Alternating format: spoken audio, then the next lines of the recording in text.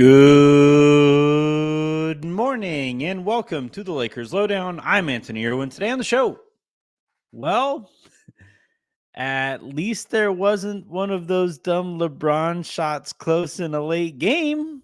Yeah, right? Hello? Is anybody listening?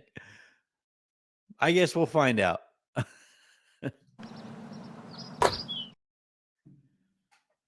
So the Lakers get their asses kicked. 138-94 was the final in Philadelphia. The 76ers were absolutely on fire against a shorthanded Lakers team.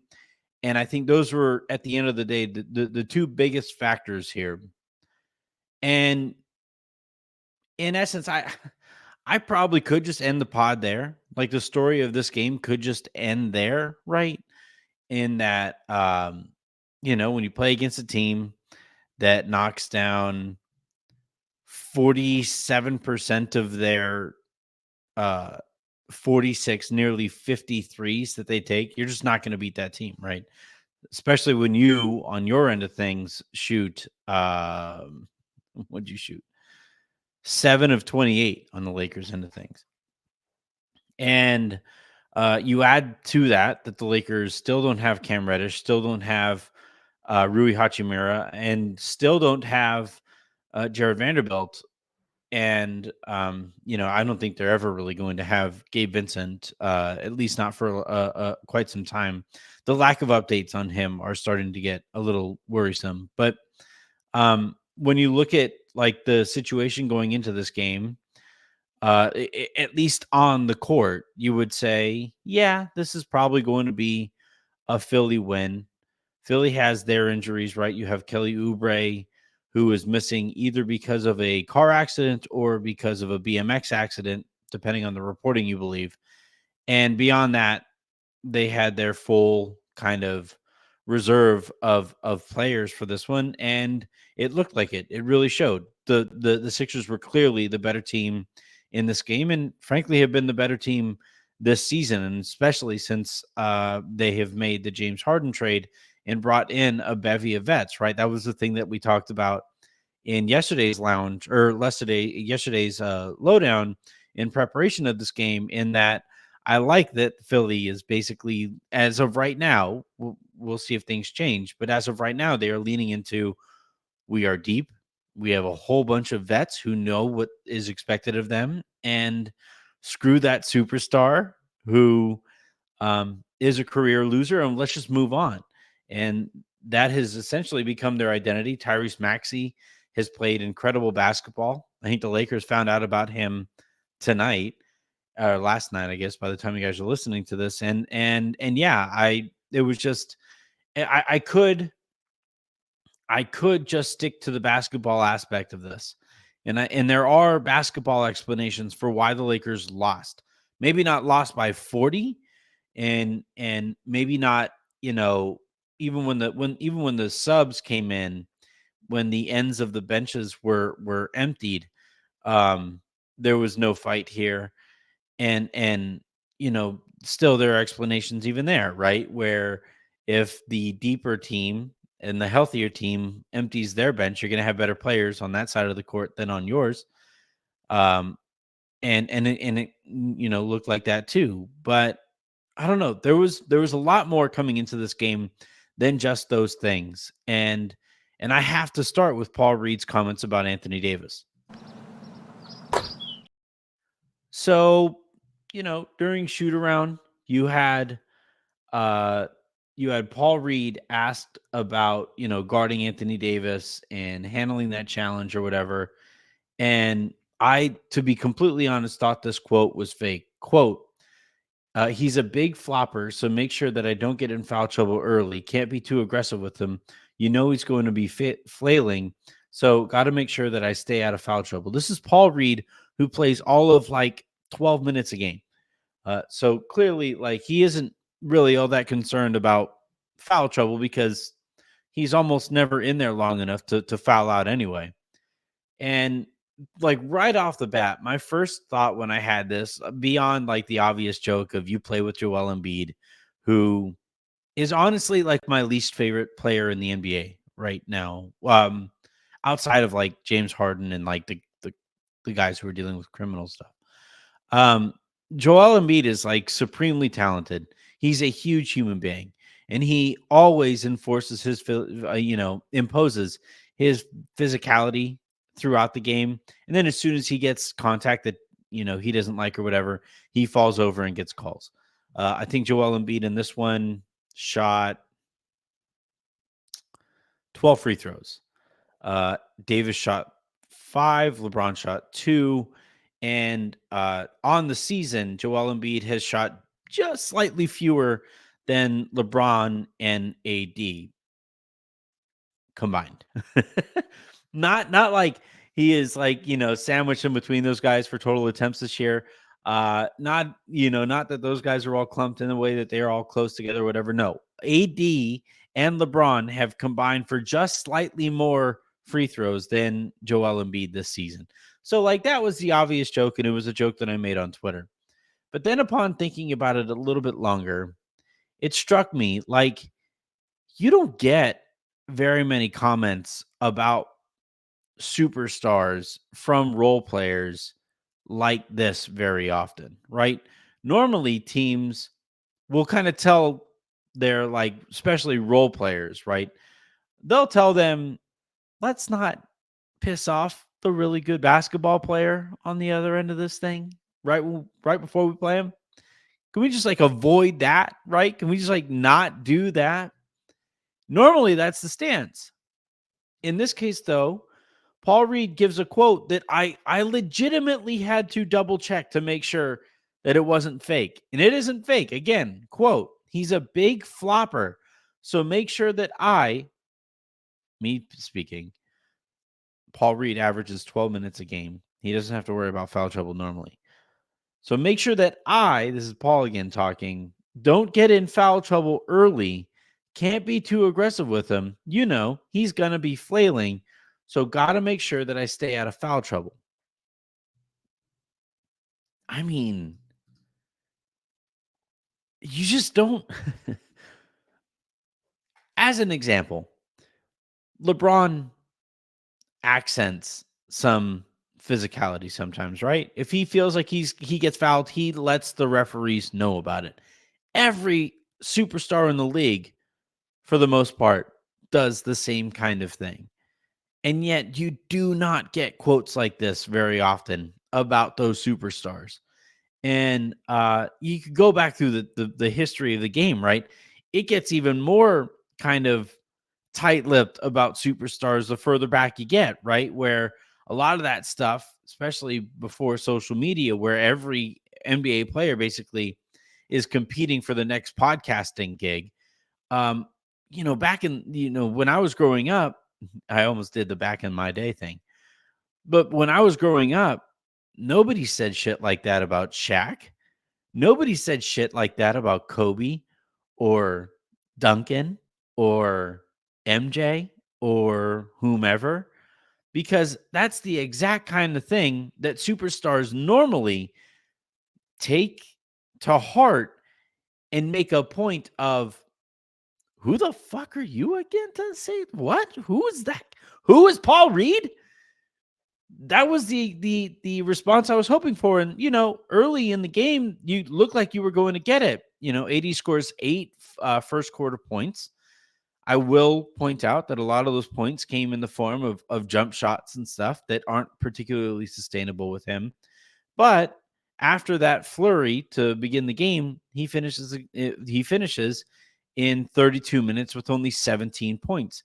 So his response to getting shit on by Paul Reed was 17 points, 11 rebounds, a couple steals, or a couple assists, a steal and a block, and a minus 13 on 7 of 14 shooting in 32 minutes. Maybe, just maybe, the reason Paul Reed feels comfortable and the Sixers feel comfortable with Paul Reed saying that about Anthony Davis is the league kind of sort of knows you're not going to get a response, or not a consistent one, because AD starts this game and he gets Embiid in foul trouble. Embiid had 3 fouls, I believe, in the first quarter. The kind of game that you could take him right the hell out of. But did AD continue to attack him? Nope. No siree, Bob. And Embiid finishes the game with, get this, or no, I guess Embiid picked up 2 fouls in the first quarter and finished the game with 2 fouls. So AD could have easily picked up a third one on Embiid by getting to the free throw line, getting to the basket, any of those things, chose not to. On a night where Paul effing Reed is out there saying that about him, that's the response, huh? All right. And then to extend it beyond that, right? Because again, in terms of just basketball, I could explain that stuff away, right? I could explain that result away. Maybe not to the tune of 44 points or whatever it was. Yeah, 44 points was the final difference in this game. That is an embarrassing thing, or in its own right. But still, you get shellacked on a night where a team shoots like that. You just get shellacked. But no, um, I was also kind of interested in how the Lakers would respond to this, right? AD is a very popular guy in the locker room, one of the team's leaders, right?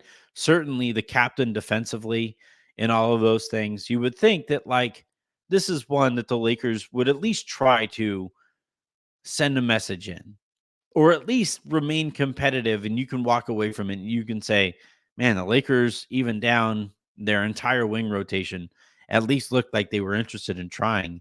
And at least it looked interested in, like, clowning Paul Reed anytime he was on the court. Nope. No sirree, Bob. The Lakers get mollywopped. And and and it again kind of goes back to the points I've made earlier when it comes to my concerns about this team culturally, right? In terms of the leadership on this team, whether that be from LeBron and AD and their forms of leadership, or with Darvin Ham, who again after the game complained about the guys at the end of the bench getting into the game and not, you know, displaying full effort. That's on you, Darvin. Like, you are setting the culture there. You are the person who should get has normally gotten full buy-in from anybody who enters the game in any situation. Like, that feels kind of noteworthy that once again you are kind of poking holes in your own culture, your own team's culture. And in this one, you know, you look at like right from the get-go, some of this is X's and O's, and I'll talk about that here in a bit. But yeah, it just, yeah, I don't know. I think this team, if healthy, is skilled enough, competent enough to compete with just about anybody, especially on nights that they give a bleep. My thing is, this team is nowhere near good enough to feel like they can flip that switch from don't give a bleep to giving a bleep. And the league right now is way too deep to feel like you can flip that switch between giving or not giving a bleep, to the point where you play the wrong team on the wrong night, you lose by 44 points because you thought that was a flip that you could just switch, and you chose not to flip it. And choosing, by the way, not to flip it in this game, this wasn't the second night of a back-to-back. This isn't like a game at the end of a really, really long road trip. No, this is like your run-of-the-mill East Coast game, and the Lakers just, like, chose not to compete. And they chose not to compete on a night that followed an opposing role player crapping on a team leader. That is the part that I'm having the biggest issue with. In terms of actual basketball here, though, I also think that there were some weird decisions made here by Darvin. Like, as an example, and Raj pointed this out on All Access Lakers when we were doing that show, Christie plays 26 minutes here. If the game was closer, I think you probably would have wound up playing more. So if you know going in that you're probably going to be playing Max Christie longer minutes, why not just mirror those minutes with Tyrese Maxey? Like, Tyrese Maxey On the season, let's pull up his numbers real quick. On the season, Tyrese Maxey this year is averaging 26 points a game. He's averaging just shy of 7 assists a game, almost a block a game. It's kind of crazy. He's shooting 46% from the field. He's shooting 40% on 8 attempts a game from three-point range, yet the Lakers kept on sagging off of him. And he's shooting 90% basically from the free throw line on 5.5 attempts per game. So he's having the career of his life. He has played so well that when James Harden said, like, get me out of here, I hate all of you, the Sixers were like, just wait, we're trying. We don't want you here anymore. And yet the Lakers guarded him as if he hadn't thrown a pea in the ocean all year. The Lakers are guarding Tyrese Maxey as if he's shooting late. He's shooting 3-pointers for the Lakers. And some of that, again, kind of falls on coaching. Like it'd be one thing if a time or two the same guy makes the same mistake in like sliding too far away from Tyrese Maxey. It'd be like, that's one thing, right? Where that's just a dumb mistake on the part of one player who like didn't get the memo. But throughout this game, like while we're watching it, we're like, stop helping off of Maxey. Stop doing it. They're helping like one pass away from the ball and it's off of Tyrese Maxey. So it's like, it's super simple. Oh, he's open. All right, cool. And Maxey is like, oh, cool. I'm open. Sweet. And he's knocking down the 3-pointer. And it's just like, you at some point, that's a coaching thing, right? The fact that the Lakers collectively thought that that's how they were supposed to guard Tyrese Maxey. At some point, that's them thinking that that's what Ham wanted them to do. Or it actually was what Ham wanted them to do, which is somehow worse. So like, there is no like good explanation for that approach there. And yeah, like, it's just, it was a stupid approach to it. And then like later in the game, well, no, I guess even before you reach that point in the first quarter, it was a game. You had AD competing. You had the Lakers kind of hanging around, right? Despite the great shooting on the part of the Philadelphia 76ers. And then all of a sudden, boom, 8-0 run, 12-2 run, or whatever it was, 14-2 run, 18-2 run. Finally, it's a 20-2 run. And, well, the good thing is the Lakers called. No, they didn't call a timeout. It was a TV timeout. It was the first stoppage in play after the first quarter reaches under 3 minutes a game. That is when a timeout is automatically called so that the NBA can pay some bills. So in the midst of a 20-2 run, Darvin Ham never once thought it was a good idea to call timeout to maybe make any adjustment whatsoever, i.e. start guarding Tyrese Maxey. That was an option. He was like, nah, we're good. Hands in the pockets. It's kind of cold on the East Coast. Here's what the league needs to figure out, or what the Lakers need to figure out. Is there any way whatsoever that Darvin can call timeout with his hands in his pockets? Hold on one second. I'm finding this out. Wait a tick. He can call it verbally. You don't even have to take your hands out of your pockets, Darvin. You can just yell at the referee. Hey, yo, timeout. Please. Yo, hey, they can't stop scoring on us. For some reason, our guys think that we aren't supposed to be guarding Tyrese Maxey. Hello? Call timeout. Timeout. Timeout. Somebody on the court, call timeout. Dribble the half court, call timeout. You don't even have to remove your hands. They're nice and warm and snuggly. Pressed up against those thighs of yours. You can just go ahead, keep them in there. Fuck it. But call timeout. It's a 20-2 run. No other coach that I have ever watched, and maybe you could say Phil Jackson would have done this, but Darvin, you're no Phil Jackson. You clearly haven't implemented the same kind of culture that Phil Jackson was capable of implementing year after year after year after year. That's why he felt like he could just let those guys figure it out on the court in the midst of those runs. Your guys can't. This part of the season, it's pretty clear you can't. Call a freaking timeout, for the love of God. And that wasn't even like the end of the weird coaching decisions here. Later in the game, in the second half, You basically played zone for the entirety of the third quarter, which, yeah, all right, I get it. The other team has Joel Embiid. Maybe you feel a little undersized. AD is in foul trouble, and Embiid is just getting into the middle of your defense and just absolutely wrecking stuff. Wait, hold on, what? Embiid wasn't playing? Huh? What? Yeah, that's right. The the Sixers had a Maxey-led offense that was looking to shoot three-pointers anyway. You know what you give up when you go zone, when you go 2-3? You know what you wind up giving up? Threes. You know what a lineup with like Tyrese Maxey and Marcus Morris and Nico Batum and whoever the hell else was on the court want to do? You know what that group wants to do when they're super undersized? They want to shoot open three-pointers. And you know what your defense was doing? You were giving them open three-pointers. And you know what? The good news is you called the timeout and you adjusted, right? Right? Right? You did? No, you didn't. You did not.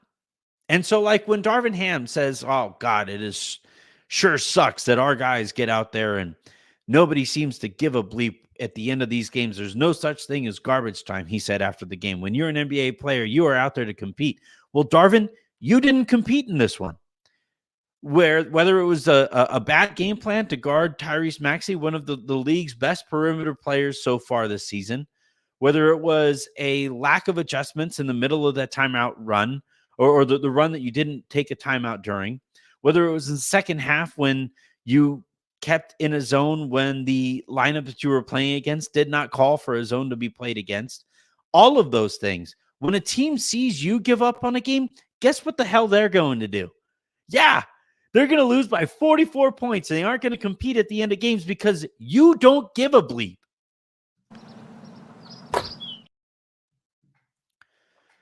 Anyway, the Lakers are going to be in action again on Wednesday, and they play against a Wizards team in the midst of, I think, the worst losing streak that the Detroit Pistons, or no, all right, sorry. The Lakers play the Detroit Pistons on Wednesday. The Pistons are in the midst of the worst losing streak that organization has ever had in the regular season. They just lost to the Washington Wizards, an utter joke of a franchise right now. That Detroit Pistons team is in the lowest of lows. They are, you look at any Pistons fan timeline on Twitter right now, and all of them are really going through it. They deserve it, right? Or not, they don't deserve it, but they certainly are deserving of, or they have earned the ability to like go through it, right? Like they have every right to rip that organization up and down in the way that they are. And you know what's crazy? Here's the nuts thing, because of the entitled way that these Lakers play. I'm not positive the Lakers beat them.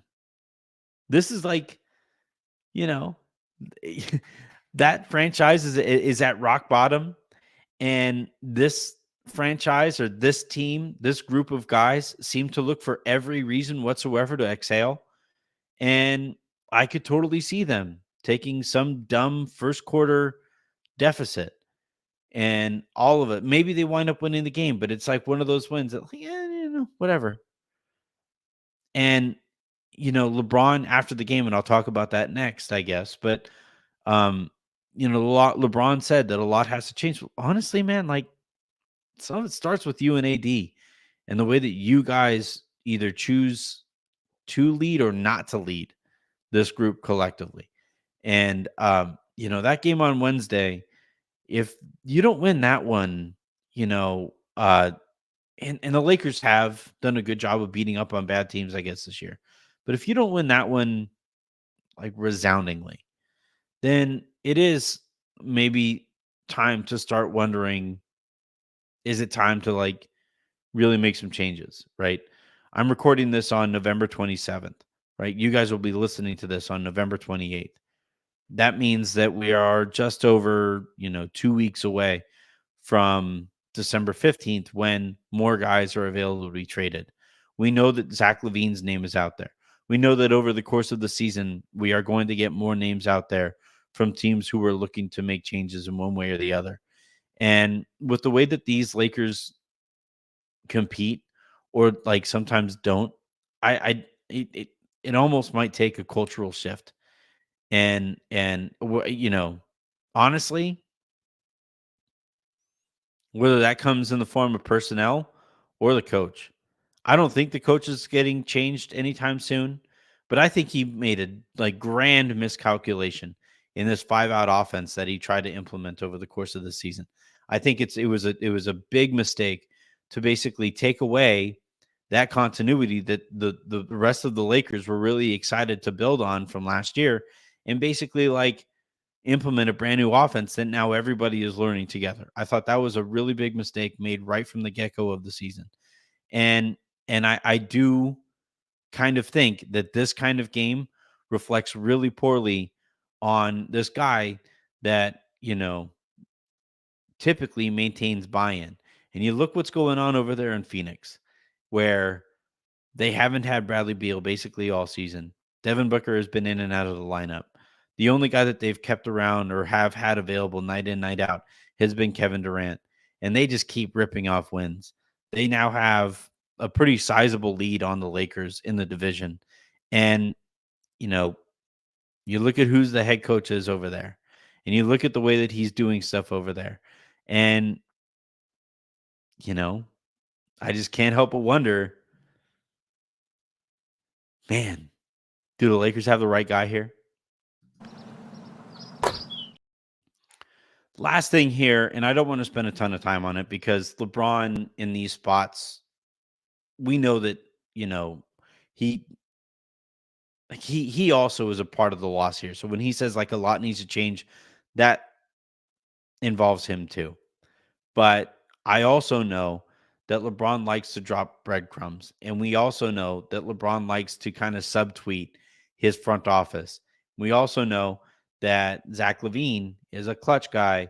And we know that LeBron and, the way that he operates would maybe kind of sort of prefer to bring the clutch guy in here and see what they could. We've already seen, right, with Cam Reddish, see what the clutch guy can do when you bring him into a culture with LeBron and with AD that is invested in him personally, right? Zach Levine is a very talented player. I don't know if he necessarily fixes anything that ails the Lakers right now, but if he like cares at all about defense, and he is very capable of piercing the other team's defense in ways that their current guards can't, maybe that makes a little bit of sense here, especially if, maybe you can bring Caruso back as part of the trade and get any perimeter defense whatsoever with guys who can actually stay on the court consistently.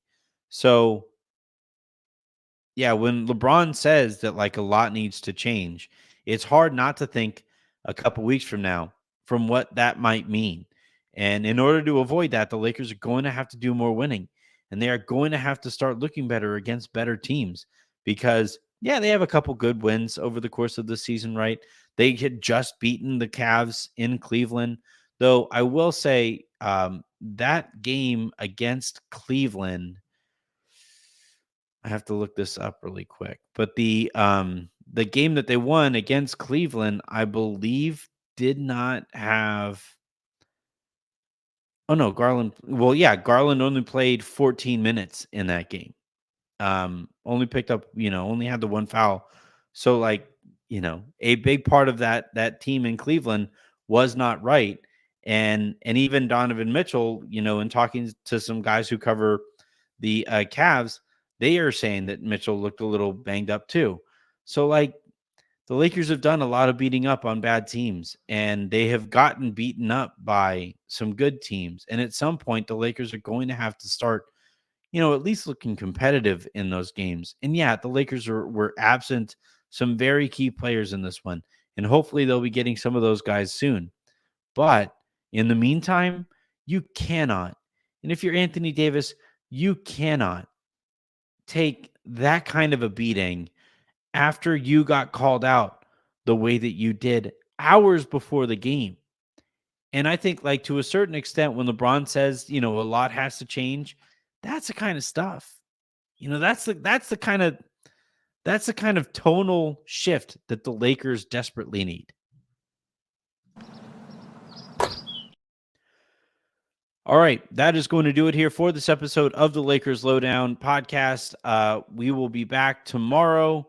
Let's see, today was Monday, so we have Tuesday. So we'll do we'll have a a nice day where we don't have to maybe watch the Lakers and yeah, it'd be nice if this was like the first night of a back to back, right? Because the Lakers are good and rested, although that hasn't really mattered in the back to backs that the Lakers have played so far this year. But it would be nice, or it'll be nice to just kind of take a break from this team, allow this group to hopefully get a little healthier. From what I keep hearing, there is some optimism that we'll get some good news on Jared Vanderbilt very soon. So that would be nice to get. Rui Hachimura obviously is going to miss another week or so. And there is some hope that Cam Reddish might be able to split these back-to-backs that the Lakers have in front of them here coming up next. So maybe some help is on the way. But in the meantime, when LeBron says that, a lot needs to change, it starts in a lot of places. And we'll see if they're able to do that. So until the next time you guys hear from me, I'm Anthony Irwin saying have a great rest of your day. Make somebody else's, and I'll talk to you mañana.